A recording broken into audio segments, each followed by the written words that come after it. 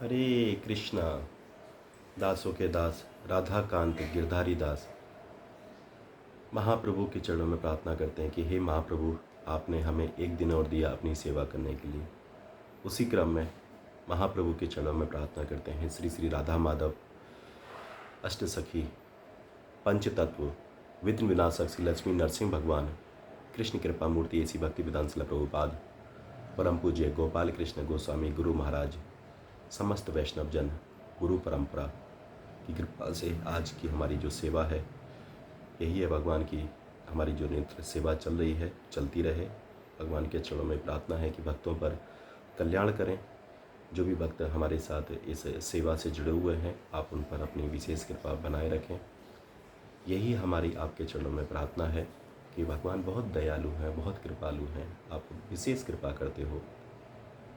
तो हमारा यही आपके चरणों में प्रार्थना रहती है कि प्रभु हमें आपका संग ना छूटे, भक्तों का संग ना छूटे, शास्त्रों का अध्ययन ना छूटे, तभी हम भक्ति मार्ग पर आगे बढ़ सकते हैं। अन्यथा ये माया कहीं न कहीं हमें पिचासनी है, हमें पकड़ लेगी। इसलिए हमें सबसे इम्पोर्टेंट चाहिए भक्तों का संग चाहिए। अगर भक्ति मार्ग पर अगर हमें आगे बढ़ना है, किसी भी मार्ग पर आगे बढ़ने के लिए हमें दृढ़तापूर्वक संकल्प पूर्वक उस नियम को अपनाना चाहिए जिस पर भगवान ने कहा है कि कोई भी कार्य करिए दृढ़तापूर्वक नियम से करिए। तो उसी नियम को हम सब लोग प्रयास करते हैं। भगवान ही हमें पर ब्लेसिंग्स करते हैं, कृपा करते हैं कि आप अपनी सेवा को निरंतर जारी रखें। भक्तों की ब्लेसिंग्स मिलती हैं, उसी ब्लेसिंग की कृपा से हम सब लोग ये सेवा नित्य कर पा रहे हैं। तो उसी सेवा में हम सब लोग निरंतर जो चर्चा कर रहे हैं, कृष्ण की चर्चा है। उसी चर्चा में हमारा जो सबसे इम्पोर्टेंट टॉपिक चल रहा है गृहस्थ आश्रम में है विवाह एक अट्टू बंधन। उपयुक्त जीवन साथी के चयन सबसे इम्पोर्टेंट है हम लोगों के जीवन में, क्योंकि देख रहे हैं परिस्थिति अनुसार जैसे जैसे कलयुग का प्रकोप बढ़ता जा रहा है, उसी प्रभाव में आजकल के जितने भी वैवाहिक जीवन हैं वो निभ नहीं पा रहे हैं। उनका कारण क्या है? उनको शिक्षा नहीं मिल पा रही है। वो शिक्षा कहाँ से मिलेगी? उसी के लिए हम लोग ये वीडियोस बना रहे हैं, उसको ज्ञान को बताने का प्रयास कर रहे हैं कि विवाह के क्या वचन होते हैं, पति का पत्नी के प्रति क्या भाव होना चाहिए, पत्नी का पति के प्रति क्या भाव होना चाहिए। क्योंकि जितनी जल्दी शादियां हो आज की डेट में हो रही हैं लेकिन वो निभ नहीं पा रही, उसका मेन कारण क्या है? उसी के प्रति हम सब लोग ये जिज्ञासा बहुत से भक्तों की थी और आगे भी रहेगी। उसी के अनुरूप हम लोगों ने ये वीडियो आप लोगों के लिए बना रहे हैं। आपको अच्छा लगे तो आप इस पर अपना महामंत्र लेकर अपना कमेंट जरूर लिखा करें। आपका मन में कोई प्रश्न हुआ करे या कोई भी जिज्ञासा हुआ करे, वो ज़रूर आप इसमें अपना मेंशन किया करें और अपने लोगों को ज़रूर इसको बारे में बताने का प्रयास करा करें। हमारा जो आज का टॉपिक चल रहा है पारिवारिक जीवन। पारिवारिक जीवन हमें कैसे जीना है, उसी पर आज हम थोड़ा सा चर्चा करेंगे। गृहस्थ जीवन का मुख्य मानदंड है एक दूसरे की अपेक्षाओं का सामंजस्य, क्योंकि पत्नी व पति विभिन्न जीवन शैलियों की पृष्ठभूमि से आते हैं, जिससे उनके विचार व अनुभव भिन्न भिन्न होते हैं।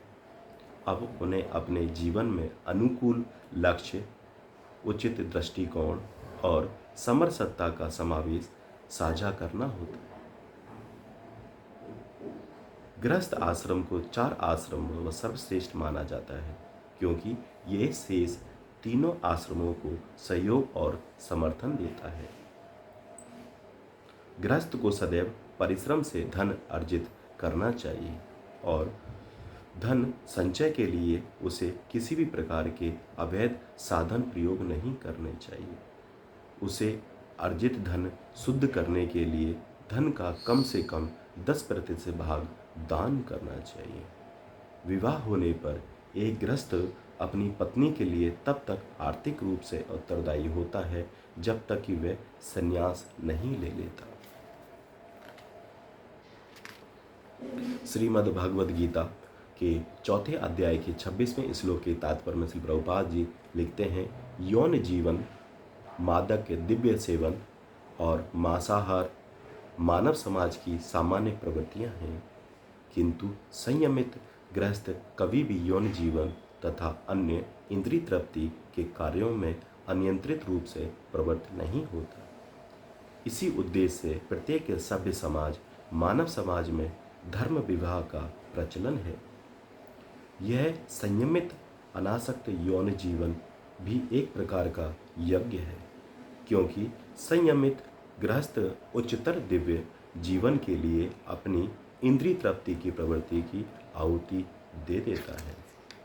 श्रीमद् भागवतम के 7वें कैंटो में 6.11 और 13 में ये मेंशन है कि भला ऐसा मनुष्य जो अपने परिवार के प्रति अत्यधिक स्नेहदिल हो और जिसके हृदय में सदैव उनकी आकृतियां रहती हैं, वह किस तरह उनका संग छोड़ सकता है। विशेषकर पत्नी सदैव अत्यंत दयालु तथा सहानुभूति होती है और अपने पति को सदैव एकांत में प्रसन्न करती है। भला ऐसा कौन होगा जो अपने प्रिय तथा स्नेहदिल पत्नी की संगति का त्याग करता हो। छोटे छोटे बालक तोतली बोली बोलते हैं जो सुनने में अत्यंत मधुर लगती है और उनके पिता सदैव उनके मधुर शब्दों के विषय में सोचते रहते हैं। वे भला उनका संग किस तरह छोड़ सकता है। किसी भी मनुष्य को अपने वृद्ध माता पिता, अपने पुत्र तथा पुत्रियां भी अत्यंत प्रिय होते हैं।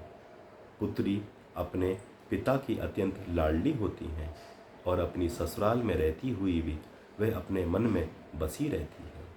भला कौन है जो इस संग को छोड़ेगा। इसके अतिरिक्त भी घर में अनेक अलंकृत साज सामान होते हैं जो उनके पशु तथा नौकर भी रहते हैं। भला ऐसे आराम को कौन छोड़ सकता है। गृहस्थ उस रेशम कीट की तरह है जो चारों ओर धागा बुनकर अपने को बंदी बना लेता है और फिर उससे निकल पाने में असमर्थ रहता है। केवल 2 इंद्रियां शेषन है तथा जीवा की तुष्टि के लिए मनुष्य भौतिक दशाओं से बंध जाता है। कोई इनसे कैसे बच सकता है।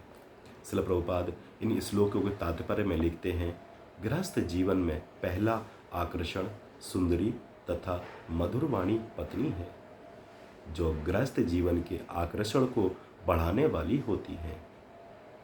मनुष्य को अपनी पत्नी का आनंद 2 प्रमुख इंद्रियों से मिलता है, जीभ से तथा शिशन से। स्त्री अत्यंत मीठे स्वर से बोलती है, यह निश्चय ही आकर्षक है। फिर वह सुगंध भोजन तैयार करती है जिससे जीभ तृप्त होती है और जीभ तृप्त हो जाने पर अन्य इंद्रियों को बल प्राप्त होता है जिससे शिशन विशेष है। इस प्रकार पत्नी मैथुन में आनंद प्रदान करती है। गृहस्थ जीवन का अर्थ है विषय जीवन। यह सब जीव द्वारा प्रोत्साहित है। फिर संतानें उत्पन्न होती हैं। बच्चा अपनी तोतली बोली से आदान प्रदान करता है और जब लड़के लड़कियां बड़े हो जाते हैं तो मनुष्य उनकी शिक्षा तथा विवाह में व्यस्त हो जाता है।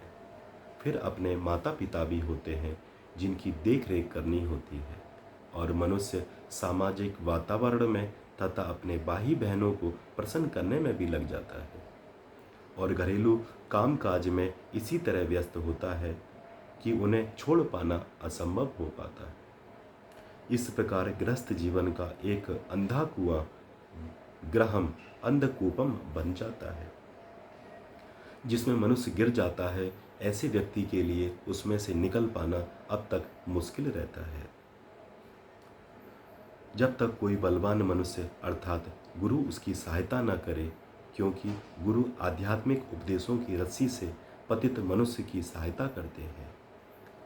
पतित मनुष्य को चाहिए कि इस रस्सी का सहारा ले और तब तक गुरु या भगवान कृष्ण उसे अलंकूप से बाहर निकाल लेंगे। हरि हरि बोल। अगर आप लोग चाहते हैं आपके नंबर पर नित्य श्रीमद् भगवद गीता का श्लोक शाम को कृष्ण कथा मिलती रहे तो आप 9411166837 पर हरे कृष्णा भेज दें। हमारी टीम आपको नित्य भगवद गीता का श्लोक, कृष्ण कथा, कृष्ण चर्चा भेजने का प्रयास करेगी। आप सभी भक्तों से यही हमारी प्रार्थना रहती है कि आप अपने साथ साथ अपनों का कल्याण करना ना भूलें। आप अपनों को गीता श्लोक, कृष्ण कथा जरूर भेजा करें। क्योंकि भगवान इस कार्य से बहुत प्रसन्न होते हैं। तो यही आज की हमारी चर्चा है। अगर जीवन में सुख, आनंद और प्रेम आप आनंद लेना चाहते हैं तो कृष्ण के नाम को अपने जीवन में जोड़ें, जिससे आपको स्वतः ही भगवान कृष्ण की आनंद प्राप्त होने लगेगा। अपने जीवन में हरि के नाम को जोड़ें। हरे कृष्ण कृष्ण कृष्ण हरे हरे, हरे राम राम राम हरे हरे। तो आपके मन में किसी भी तरह का कोई प्रश्न, आध्यात्मिक जिज्ञासा हो तो आप अपना प्रश्न दिए हुए नंबर पर कर सकते हैं। प्रयास करेंगे, क्योंकि दास को कुछ आता नहीं है, हम सब लोग सीख रहे हैं, प्रयास कर रहे हैं। अगर किसी कारणवश हमसे कोई त्रुटि हो रही हो, कोई अपराध हुआ हो तो उसे क्षमा करें। हरे कृष्ण, हरि हरि बोल।